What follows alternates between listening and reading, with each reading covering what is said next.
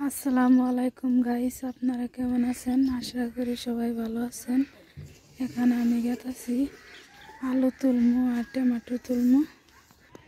এখানে দেখেন আলু ক্ষেত, আমরা আলু গাছছি। দেখেন এখান থেকে কয়টা আলু বাই করব। দেখেন আমি আলু খামচায় বাই করতেছি। দেখেন দেখেন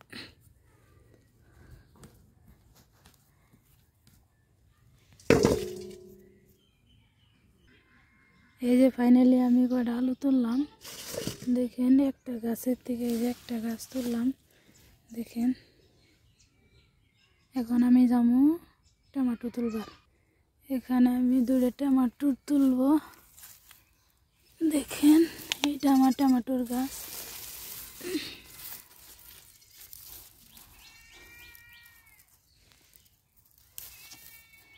এই যে একটা তুললাম, আর একটা তুলব। এই যে দেখেন, এই যে দুইটা তুললাম, তুলব। এখন আমি কয়টা ধনিয়া পাতা তুলব।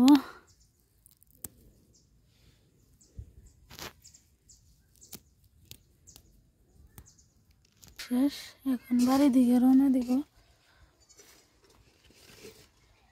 এখন আমি এলে ধুয়ে সাফা করে আমি পলে নিব। এখন আমি ধুয়ে নিলাম, এখন পলবো। এখানে আমার পলা শেষ। আলু, টমেটো, কাঁচামরিচ, ধনিয়া পাতা, পেঁয়াজ পাতা এখানে আমি পলছি। তো আমি কেমনে করে ভাজবো আপনাদের দেখাবো। এখন আমি কড়াইটা গ্যাসের চুলার উপর বসাই দিলাম। দেখেন এখানে আমি এগুলা ভাজি করবো টমেটো দিয়ে, আলু দিয়ে। এখন আমি কড়াই তেল দিয়ে দিলাম। দেখেন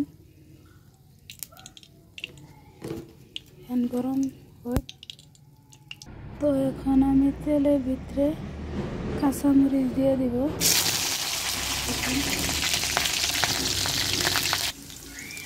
আলু পোলা কিনে আমি দিয়ে দিব। দেখেন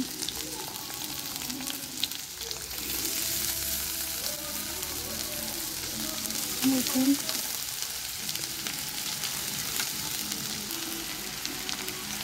এখন আমি লবণ দিয়ে দিব।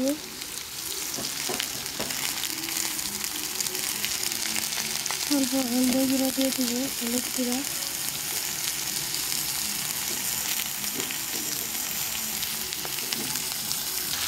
এখন আমি নাড়াচাড়া করব।